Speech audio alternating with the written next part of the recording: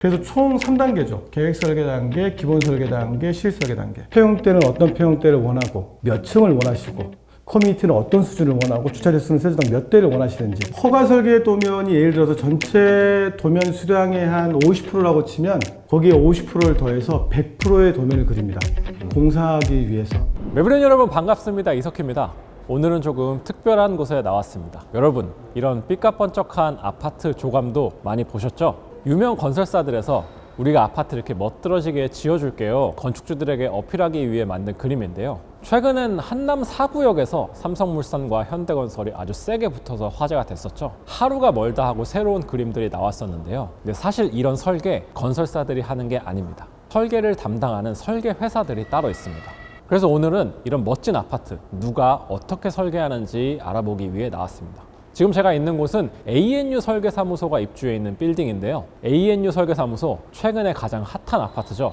반포 원베일리를 설계한 곳입니다. 뿐만 아니라 바로 옆에 붙어있는 아크로 리버파크, 대한민국에서 가장 비싼 공동주택인 나인원 한남까지 설계한 그런 곳인데요. 과연 이런 아파트의 설계는 누구의 손에서 어떻게 탄생하는지 지금 함께 알아보겠습니다.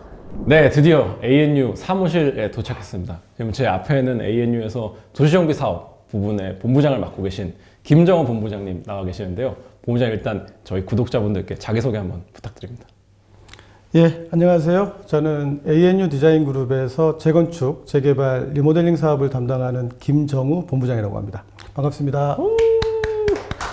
본부장님, 우리가 이제 살고 있는 아파트 설계는 어디서부터 좀 출발을 하나요? 저희는 일단 제일 먼저 만나뵈는 분들이 주민분들이에요. 정비사업 같은 경우는 일단 주민분들이 주도하는 사업이니까 주민분들은 가장 먼저 얘기하시는 게 사업성이죠. 어떻게 하면 분담금을 적게 내고 내가 최대한 이익을 가져갈 것이냐. 향후 5년 후 10년 후 입주했을 때 내 재산이 늘어날 것이냐. 이게 가장 큰 방점이죠.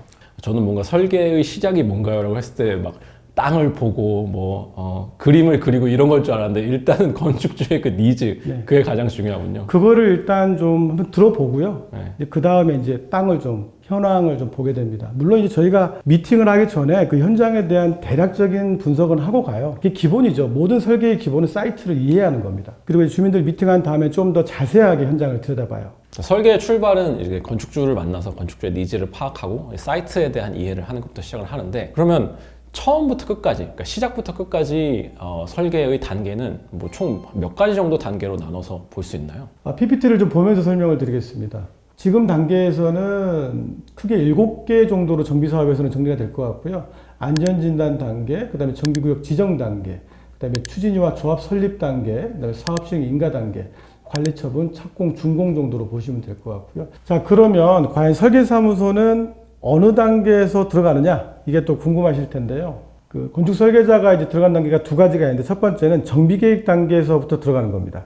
근데 이 정비계획 단계에서 들어가는 거는 설계자로서의 아직 권한은 없는 단계. 왜냐하면 도정법에서는 추진위원회가 구성이 돼야 설계자를 뽑을 수 있도록 하고 있기 때문에, 네. 이제 추진위원회 구성 이전 단계인 정비계획에서 하는 것은 저희가 설계권은 없지만 정비계획 수립할 때 건축 계획 업무를 하는 용도로 이제 필요하는 차원이라서 그때 이제 건축 계획안을 수립하게 되고요. 두 번째는 정비계획을 다른 도시계획 업체가 이제 한번 끝내고 그 이후에 이제 추진위원회가 구성이 됐을 때 설계자를 뽑게 되는데, 그때 입찰을 통해서 이제 설계자가 돼서 통합심의, 그러니까 일명 건축심의부터 이제 진행하는 방식이 되겠습니다. 그러면 정비계획이라는 거는 어떤 단계인 건가요? 정비계획은 이제 정비사업을 함에 있어서 가장 처음에 시작하는 단계입니다. 토지용 계획을 만드는 단계죠. 우리 주민분들이 살고 계시는 그 아파트 현장의 땅을 어떻게 만들 것인지, 그 땅을 만들면 있어서 이제 기부 체납을 얼마를 할 건지, 뭐 공원은 어디다 만들 건지, 도로는 어디다 내줄 건지, 이런 작업들을 하는 과정인데요.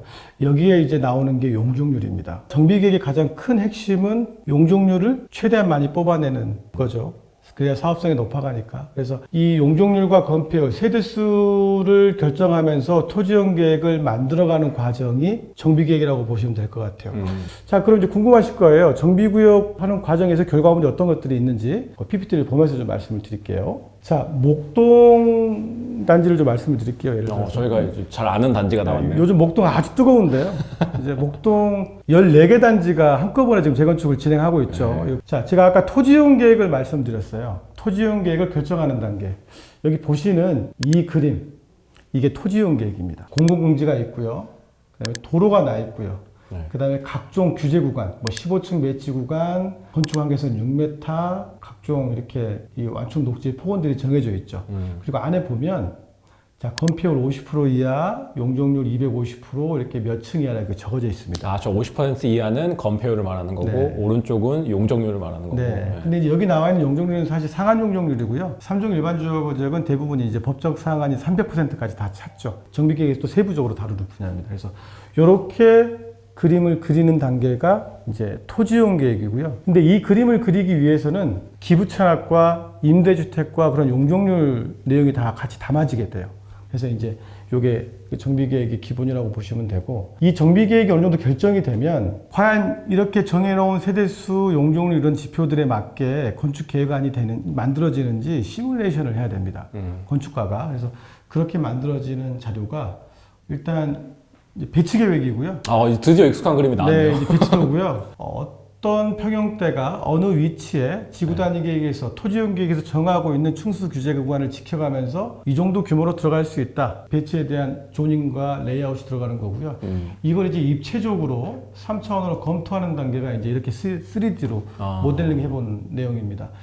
그 원칙적으로는 사실 이때는 설계자가 선정되지 않은 단계인 거잖아요. 그렇죠. 네. 그럼 이런 그림은 설계 사무소에서 그리는 거예요? 두 가지 방법이 있을 것 같아요. 이것도 일단 정비계획 업무는 도시계획 업무입니다. 그러니까 도시계획 업무는 이제 추진위원회 구성 전에 재건축준비위원회 우리 주민분들께서 입찰을 통해서 뽑게 되는데요. 그 도시계획 업체가 자체적으로 할 수도 있고, 이게 조금 이제 여러 개 안 될 때는 이제 별도의 저희 같은 건축가들한테 도시계획 하도 영역으로 요청이 오는 경우도 있습니다. 또 말씀하셨던 두 가지 케이스가 여기서부터 들어가느냐, 네. 아니면 이게 다 완성되고 설계자를 진짜 이제 공식적으로 뽑고 나서부터 들어가느냐. 네. 아, 그렇군요. 근데 이때부터 들어가는 경우는 뭐 왜 그러는 거예요? 사실 법적인 지위가 없는 거잖아요. 굉장히 중요한 내용을 말씀해 주셨는데요. 최종 목표는 본설계자 선정이죠, 사실. 이제 그러기 위해서는 그 현장에 대해서 누구보다 빨리 이해하고 있어야 되고, 분석을 좀 잘 하고 있어야 되고요. 네. 그리고 이 현장에 정비계획이 수립되어가는 과정을 명확하게 이해하고 있다면, 네. 나중에 본설계에 있어서도 가장 앞설 수 있다는 전제가 깔려 있었습니다. 너무 약간 공식적인 답변 아닌가요? 약간 그리고 조합에 이제 눈도장 좀 찍으려고. 아무래도 그런 것도 있죠. 주민분들하고 좀 미리 좀 익숙해지는 단계, 우리 재건축 준비위원회 집행부들과 좀 면밀한 관계를 갖기 위한 과정인 것도 좀 없지 않아 있죠. 아니 근데 뽑히지 않은 상태에서 일을 하는 거잖아요. 그렇죠. 그러면 뭐 이런 거 근데 어쨌든 다 인력이고 돈인데 이런 거를 그려주시면 뭐 돈을 좀 받으세요? 그냥. 그 도시계획 업체하고 일할 때는 도시계획 업체의 하도로 어느 정도 뭐 많지 않은 금액입니다. 몇 억 안 되는 금액으로 좀 진행을 하고요. 사실 그거는 저희가 뭐 남기려고 하는 일은 아니고 투자성 상품으로 보시면 돼요. 아, 그러니까 실제로 이 정부계획이 통과되고 네. 설계자를 공식적으로 선정할 때 네. 약간 좀 그 우리가 앞서기 위해서. 네. 근데 이제 오해하면 안 될 거는 저희가 이렇게 뭐 현장에 굉장히 애를 쓰고 네. 사실 손해 보면서까지 인건비를 투입해 가면서까지 이렇게 안을 잘 만들어도 결국은 주민분들이 저희를 나중에 선택을 안 해주시면 저희는 그냥 다 손실이 되는 거죠. 아, 그래요? 그냥 근데 본전도 못 찾고. 근데 정비 사업에서는 100%는 없어요. 아, 주민분들이 저희를 잘 봐주시려면 저희가 정비계획을 수립하는 과정에서 노력을 많이 해드려야 되는 거고요. 그게 전달이 됐을 때 나중에 주민분들이 저희를 선택해 주시겠죠. 정비계획이 수립되고 나서 이제 설계자를 뽑잖아요. 네. 그럼 설계자는 이제 조합에서 뽑을 텐데 어떤 식으로 뭐 이렇게 뽑게 되나요? 네. 입찰을 해야 됩니다. 정비사업에서 설계자 선정은 수의계약이라는 건 없어요. 서울시 같은 경우는 공공지원 설계자 선정 기준이라고 해서 그 기준을 명확하게 해놨어요. 아, 그러니까 설계사무소를 선정하는 기준을 서울시에서 네. 마련을 해놨다는 거죠? 이제 설계자 선정 기준과 시공자 선정 기준을 전국에서 유일하게 명확하게 정해놨습니다. 입찰엔 두 가지 방법이 있는데 적격 심사 방식과 설계 공모 방식이 있어요. 적격 심사 방식은 뭐냐면 서울시가 만들어 놓은 일정한 배점표가 있습니다. 이 표준 배점표로 입찰에 참여시키는 거예요, 업체들을. 그래서 그 실적과 가격 평가를 통해서 점수를 만들어내고 그 점수의 순위에 따라서 이제 기호가 1, 2, 3, 4번이 이렇게 매겨지는 거죠. 그러면 이제 최소한 4개 이상 업체를 총회에 올려서 총회에서 우리 주민분들이 투표로 조합총회. 이제 선정을 하게 되어 있습니다. 그게 적격 심사 방식이고요. 네. 근데 두 번째는 현상 공모 방식인데 현상 공모 방식은 시간이 오래 걸립니다. 왜냐하면 일단 서울시 기준에 따르면은 기본적으로 설계자가 작품을 만드는 시간을 3개월로 정해놨어요. 90일. 현상공모라는 거는 실제로 뭔가 그림을 그려서 가야 된다. 그렇죠. 이제 우리가 23년도나 이제 그때 뭐 한참 뜨거웠던 압구정, 우리 2, 3, 4, 5구역 그 뜨거웠던 경쟁이 있었잖아요. 설계자 막 선생님. 고소까지 나오고. 아유, 예. 워낙 경쟁이 치열했는데 그런 현장들은 다 현상공모로 진행을 했었고요. 보통 근데 어떤 방법을 쓰나요, 조합에서는? 제가 보기에는 서울시의 유력한 현장들은, 그러니까 유력한 현장이라고 하는 거는 좀 많이 관심 있어 하는 현장, 특히나 한강변들, 이런, 그 다음에 여의도, 이런 현장들은 현상 설계 방식을 많이 따르는 것 같아요. 많이 하고 싶어 하시는 것 같아요. 안을 먼저 보시고 싶으시니까. 그림을 보고 네. 우리 아파트가 어떻게 이렇게 멋지게 될지를 좀 보고 네. 싶어서. 자, 그럼 이렇게 멋들어진 그림을 가지고 설계자로 공식적으로 선정이 됐어요. 그러면 선정이 된 다음에 제일 첫 번째로 하는 일은 뭔가요? 총회에서 뽑아주셨으면은 바로 조합 가서 큰절 한번 드려야 되지 않겠어요? 일단 감사 인사부터. 그럼요. 감사 인사 드려야죠. 이 어려운 시국에 일을 주셨는데 간섭을 빼고 다 일을 해도 시원찮을 판 아닙니까? 뭐 이렇게 웃자고 하는 얘기인데 정말 저희한테는 감사한 소중한 일이고요. 저희를 어렵게 뽑아주셨으니까 어렵게 뽑아주신 만큼 저는 이제 정말 진심으로 설계를 해드려야 되고, 저희가 그 현상 설계나 입찰하는 과정에서 미처 파악하지 못하고 좀 부족한 부분들을 좀 계속해서 분석을 하고 그 다음 단계인 통합심의 절차를 빨리 이행하는 그 과정을 좀 제가 진행을 해야 되고요. 심의라는 거 이제 건축심의 말씀하시는 그렇죠. 거죠? 이제 그러기 위해서는 우리 주민분들이, 물론 설계안은 설계자가 기존에 이제 만약 현상 공모를 했다 그러면 그때 만드는 설계안은 설계자가 이 정도면 될 것 같아라고 제시하지만 실제로 주민분들은 다른 의견일 수 있잖아요. 그래서 이제 설계자가 되면 일단 큰 절부터 드리고 그 다음부터는 이제 주민분들이 요구하는 수준이 어떤 수준인지 좀 더 디테일하게 파악을 해야 돼요. 폐형대는 어떤 폐형대를 원하고 몇 층을 원하시고, 커뮤니티는 어떤 수준을 원하고 주차 대수는 세대당 몇 대를 원하시는지, 커뮤니티는 또 세대당 몇 평을 원하시는지, 이런 것들을 다양하게 분석을 해서 이제 건축계획안을 만드는 거죠. 하지만 중요한 거, 최대한 빨리 만들어야 됩니다. 왜냐하면 정비사업은 주민분들이 속도를 중요하게 생각하시거든요. 그렇죠. 다 돈이니까 속도가. 네. 그러면 요런 그림이 나왔을 때는 네. 저 안에 뭐 몇 세대가 들어가고 평면이 뭐가 있고 커뮤니티가 뭐가 들어가고 이런 게 있는 상태예요, 없는 상태예요? 있죠. 저희가 이 정도 그림을 그려낼 정도면 그 안에 어떤 시설을 담아내야 될지는 다 생각을 하고 기본적인 도면화는 돼 있습니다. 근데 이 도면화 돼 있는 작업들이 그러니까 입찰의 과정에서 설계자가 만든 거기 때문에 주민분들과 타협이 된 안은 아니에요. 그래서 이제 우리가 가져온 안을 주민분들 의견을 같이 녹여가지고 이제 실제로 이제 건축심의에 붙이는 안을 만드는 조정 단계가 바로 필요합니다. 제가 설계에 대해서 잠깐 공부를 하다 보니까 용어가 등장한 용어가 많던데 개념 설계, 기본 설계, 실시 설계 이렇게 설계를 크게 세 가지로 나누더라고요. 네네. 이거는 각각 뭐 어떤 단계인 거고 개념이 어떤 개념인 거예요? 개념 설계는 보통 계획 설계라고 하죠. 이 계획 설계는 말 그대로 계획적인 거예요. 아직 어떻게 실현될지 모르는 가장 기초적인 단계. 그러니까 주민분들이 그림을 그리시는 거를 건축가가 실제로 한번 대략적으로 만들어 보는 겁니다. 그러니까 이게 아직 실현성이 어느 정도인지는 아직 잘 모를 수 있는 단계. 그다음에 언제든지 바뀌어도 아무 지장이 없는 단계. 이게 계획 설계고, 이제 이 계획 설계를 가지고 우리 건축주분들하고 논의를 통해서 어느 방향의 사업성이 좋고 평형대는 몇 평형대를 또 만들어내야 되겠다든지, 충수는 몇 층을 올려내야겠다든지, 주차장은 몇 층을 파야 되겠다든지 이런 거를 좀 더 디벨롭해서 만든 게 이제 기본 설계라고 보시면 돼요. 그럼 건축 심의 과정에서 나오는 게 이제 기본 설계라고 보면 돼요. 기본 설계라고 보시면 돼요. 그리고 정비 계획 단계에서 나왔던 게 그건 계획 설계. 계획 설계. 네. 네. 그다음에 실시 설계 단계는 이제 허가받은 거를 실제로 공사할 수 있도록 만드는 상세한 도면을 만들어내는 과정이 실시 설계 단계라고 보시면 됩니다. 그래서 총 3단계죠. 계획 설계 단계, 기본 설계 단계, 실시 설계 단계. 근데 이제 기본 설계랑 실시 설계의 차이? 이게 사실 잘 감이 안 와가지고 계획 설계에서는 외관이 나오는 거고 그 다음에 기본 설계에서는 그 외관에 뭘 넣을지를 나오는 거고 실시 설계는 이제 공사하기 위한 거라고 하셨는데 뭘 넣을지 나오는 거와 공사를 어떻게 할지의 설계 차이는 어떤 건가요? 이 기본 설계 내용에는 계획 설계에서 이제 껍데기가 있던 거를 안에 실제적으로 용도에 맞게 이제 평면을 그려냅니다. 커뮤니티가 대략적으로 계획 설계 단계에서는 지하 썬큰에다가 예를 들어서 뭐 피트니스 센터를 넣을 거예요, 뭐 골프 연습장을 넣을 거예요, 이렇게 계획했던 거를 기본 설계 단계에서는 실제로 벽체를 만드는 거죠. 골프 타석을 만들고 로비를 만들고 화장실을 만들고. 자, 단위 세대라고 치면 계획 설계 단계에서는 숫자적으로 몇 층부터 몇 층까지는 국민주택 규모 84제곱미터 32평 아파트를 넣어야 되겠어요 했던 거를 실제적으로 기본 설계에서 이제 그리는 겁니다. 팔사를 어떤 타입으로 뭐 방 몇 개 할지 그렇죠. 이런 걸 그리는 거고. 그리는 거죠. 네. 그렇게 허가를 이제 받아요. 그러면 실설계 단계라는 건 뭐냐면 허가 설계 도면이 예를 들어서 전체 도면 수량의 한 50%라고 치면 거기에 50%를 더해서 100%의 도면을 그립니다. 공사하기 위해서. 허가 때 공사하기 위한 모든 도면을 만들어내지 않아요. 주택법에는 허가 도서의 수준을 정해놨어요. 인허가 도서는 허가 도서고요. 그 다음에 공사용 도서는 인허가 도서는 아니에요. 허가 도서 더하기 알파. 그래서 우리 현장에서 열심히 고생하시는 우리 현장 분들이 공사를 사고 없이 효율적으로 할 수 있게 많은 도면을 만들어내는데 그거를 실시 설계라고 합니다. 그러니까 이거를 딱 이 그림 보고 공사를 딱 처음부터 끝까지 완성 지을 수 있게 모든 것들을 다 채워 넣는 그렇죠. 그게 이제 실시 설계인 거군요.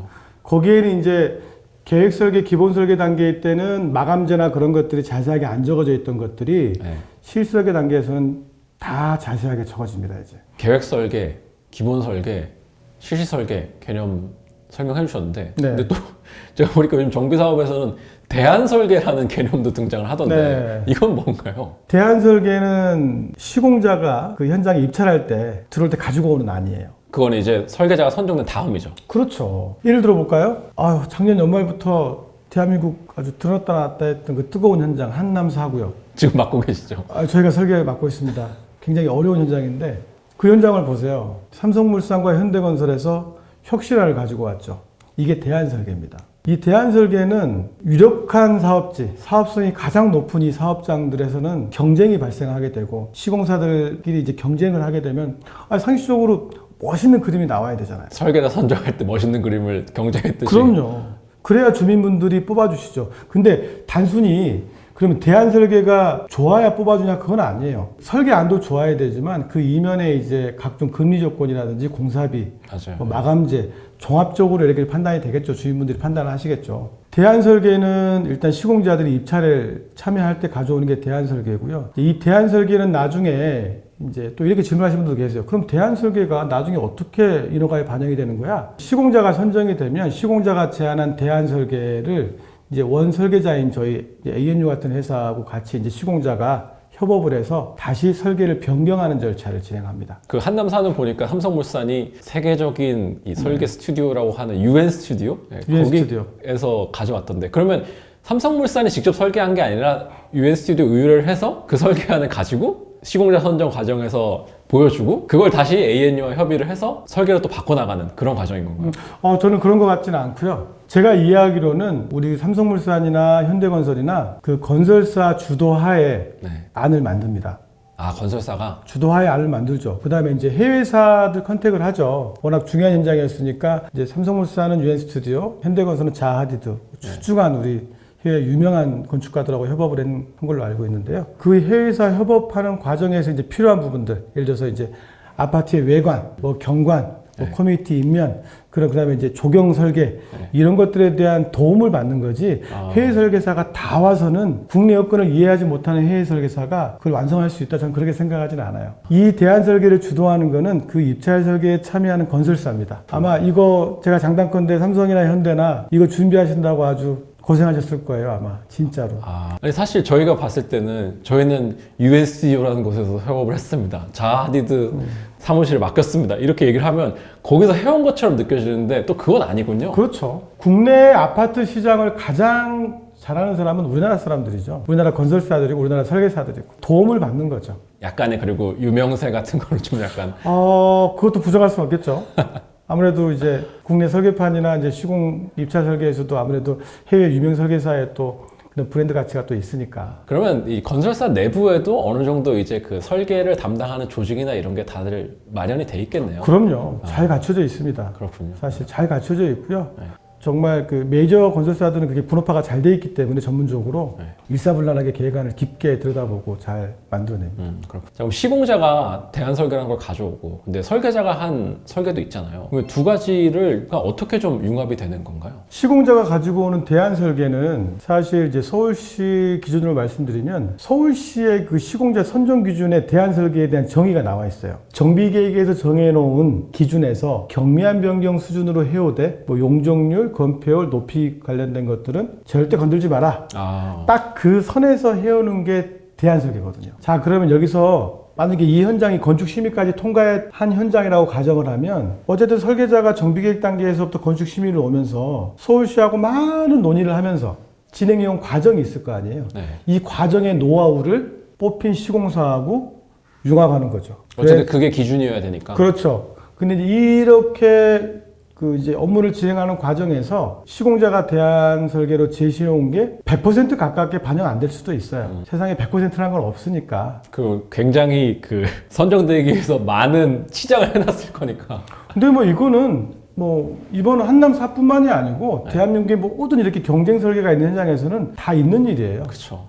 어쨌든 이제 저희는 이제 우리 조합과 이제 시공사하고 잘 협업을 해서 논의를 해봐야 되는 것이죠. 결국엔 처음부터 끝까지 끌고 가는 거는 맨 처음 선정된 설계자의 몫인 거네요. 그렇죠. 저희는 막 사실 설계를 2번 하는 상황인데 비일비재하게 발생하는 상황이기 때문에 그거는 뭐 저희도 충분히 감내하고 있습니다. 근데 시어머니가 너무 많은 거 아니에요? 일단 건축주가 계시고 건설사도 계시니까 굉장히 좀 중간에서 이거를 잘 조정하는 역할도 되게 중요하겠네요. 어쨌든 저희가 설계자를 뽑힌 이유는 조합의 이익이 가장 우선이기 때문에 조합의 이익을 우선으로 먼저 챙겨가면서 시공자가 제시한 안에 대한 내용을 또 우리 조합원들 또 증명해드려야 되고. 그리고 그 안도 사실 조합이 선택한, 시공자가 선택하면 선택한 안이니까. 중요한 안인 거죠. 조합원들이 선택한 그 안이 가장 핵심이 되는 것이고요. 그 안을 기준으로 이제 그 설계자가 지나온 과정의 노하우를 같이 이제 믹스해서 인허가를 진행하는 단계라고 보시면 돼요. 대안설계 이후의 단계는.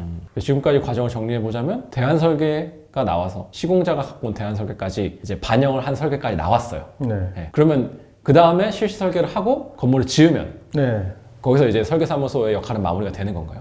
그렇죠. 건물이 잘 준공이 되는 순간 저의 업무는 다 해드린 거죠. 행복한 순간이죠. 그동안 고생해왔던 걸 한꺼번에 보상받는 느낌. 실제로 설계를 하는 과정에서 머릿속에 익숙해졌던 것과 실제로 보여지는 건 굉장히 다릅니다. 하긴 2D로만 보던 그럼요. 게 이제 3D 실제 물질로 보게 되는 지나갈 때마다 아 저건 좀 더 잘할 수 있을 것 같은데 왜 저렇게 했지 저 때는? 아쉬움도 좀 남고. 아쉬움도 있고 그렇습니다. 근데 그게 발판이 돼가지고 또 다른 설계할 때는 디벨롭이 돼가는 과정이니까. 아, 그렇군요. 이렇게 아파트 한 단지를 처음부터 끝까지 설계하는데 몇 명 정도가 투입이 되나요? 이거는 현장 규모마다 회사 여건마다 다른 것 같아요. 저희 같은 회사는 큰 현장들 위주로 하기 때문에 인력 투입도 좀 많은 상황이고요. 그리고 난이도가 있는 현장들을 하기 때문에 예를 들어서 한남사 같은 경우는 그 5개 블록의 규모도 많이 큰데 이런 현장들은 한 8명 이상 투입됩니다. 8명 이상. 예, 많게는 10명까지도 투입될 수 있어요. 정말 급박하게 돌아가야 되는 건축심의 단계면. 이런 현장들은 건축심의 도서가 한 1000장 가까이 됩니다. 800장 이상이에요. 한남사가 아마 건축심의 도서가 900장 넘었을 거예요. 아니 그러면 뭐 10명이 한 팀이다라고 하면 각각의 어떤 뭐 롤이 있을 것 같은데 하나의 아파트 단지를 설계할 때 역할들은 뭐 좀 나뉘는 게 어떻게 나뉘어요? 이제 연차가 안 되는 사원들도 있고 이제 뭐 대리, 뭐 중간 단계 이제 PM급들이 있고 이제 관리자 소장이 있는데 그 직책에 맞게 일을 하죠. 밑에 애들은 이제 모형도 많이 만들어야 되고요. 모형도? 그렇죠. 이제 윗사람이 이렇게 배치 계획한 거를 검토한 거를 이제 실제로 모델링을 좀 해봐야 되는 거죠. 모형으로. 참고로 그 컴퓨터 그래픽한 작업 결과물하고 모델하고 좀 달라요. 저희가 그래픽 작업을 하긴 하더라도 모형으로 검토해보는 이유가 실사감이 좀 다르거든요. 오히려 현실감은 모형이 좀 더 있어요. 그런 모형 아무튼 많이 만들고 그다음에 그거는 뭘로 만들어요? 보통 스티로폴. 그럼 진짜 그냥 다 잘라가지고 요즘 이제 기계가 잘 돼 있어서 이제 커팅기가 또 있어요. 아. 그걸로 일단 다 만들기도 하고. 막내들은 약간 막내들 그런 거 하죠. 많이 예. 근데 이제 다 거치는 단계. 그리고 이제 회사에 또 그 3D 프린터기가 있어서 사용할 때도 있고요. 그리고 이제 중간 정도 애들은 이제 보고서 하는 작업들. 이게 사실 프레젠테이션이 굉장히 중요하거든요. 포장을 또 잘해야 좋은 결과물처럼 보이기도 조합에도 그리고 뭐 인허가권자한테도 하고. 보기 좋은 떡이 또 맛있거든요. 설계도 잘한 거, 포장도 잘해야 되기 때문에 프레젠테이션을 잘 만들어야 돼요. 그리고 이제 심의장에서 PT할 때 또 그걸 잘 써먹어야 되고. 그리고 이제 상위 그룹 연차로 가면은 이제 설계를 주도하는 애들, 주도하는 친구들이 이제 평면 계획을 하고 배치 계획을 하고 같이 진행을 하고 관리자들은 그걸 전체적인 총괄을 하고요. 네. 그러면 그런 조합이나 이런 데서 PT는 보통 어떤 급들이에요? PT는 보통 이제 관리자들이 합니다. 담당 소장이나 아니면 제가 이렇게 직접 진행을 하죠. 아무래도 이제 주민분들이 수백 명이 오시기 때문에 이제 주민분들 앞에서 좀 맷집 있게 답변할 수 있는, 사실 우리 주민분들 질문이 다양하시거든요. 그때 잘 답변할 수 있도록. 되게 그 날것의 질문들이 많이 나오지 않아요? 그럴 수 있죠. 근데 어떠한 질문이 와도 빠르게 답변할 수 있는 그 연습이 되어 있는 직원들이 나가야죠. 그래서.